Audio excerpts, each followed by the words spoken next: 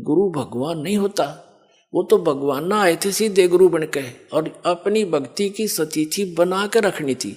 काल नो सोचा है नकली संत नकली पंथ बना के नकली नाम जाप करा के इनकी भगवान से आस्था हटा दूं। जो साधना ये करेंगे उससे लाभ तो होना नहीं, आपत्ति नो की नो पड़ेंगी आके, तो कुछ दिन में भक्ति छोड़ देंगे। और परमात्मा सोच क्रियाएं करता है, आप भी आते हैं, कोई एक आधा संत भी भेज देते हैं, तो अधिकतर स्वयं ही आए हैं मालिक ने और स्वयं ही वो काम करा जो भगवान किया करते हैं। तो वो तो भगवान और गुरु वो तो वन ऑल इन वन थे, वो तो सब कुछ थे दाता। लेकिन अन्य जो गुरु है वो गुरु है और भगवान अन्य है। गुरु परमात्मा का पुजारी होता है और उससे मिलाने वाला मीडिया होता है। गुरु भगवान नहीं होता, भगवान तो भगवान ही होता है।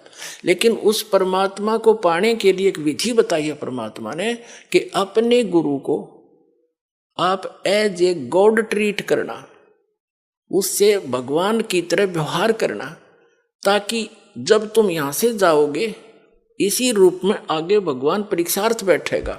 और यहां जैसा व्यवहार आप कर रहे हो, जैसे विचार अपने गुरुजी के प्रति रखते हो, वो वहां भी होंगे।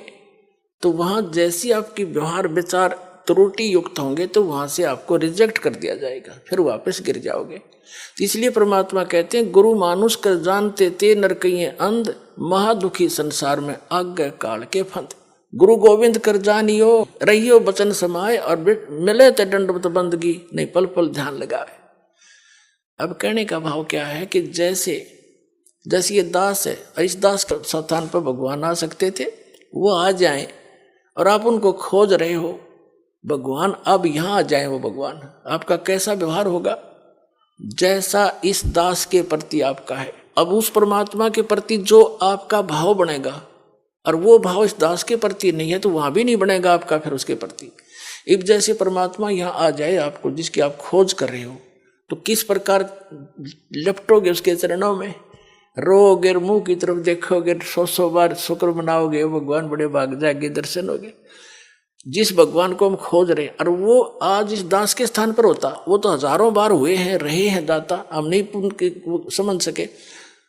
उसको जन साधारण एक भक्त संत समझ कर हमने उनसे डील किया। आप जो व्यवहार मेरे से कर रहे हो वैसा उसके साथ करोगे, तो परमात्मा वहां जब जाएगा तो यहाँ ये सोचकर हमने गुरुदेव से डील करना चाहिए कि मान लियो भगवान बैठे हमारे सामने, भगवान के सामने कपट से बात नहीं की जा सकती। जो वचन जो आदेश देव श्रोधार्य होना चाहिए, अपनी नहीं चलानी चाहिए, क्योंकि वो आपके हितैषी हैं, आपका बुरा नहीं चाहते, केवल भले के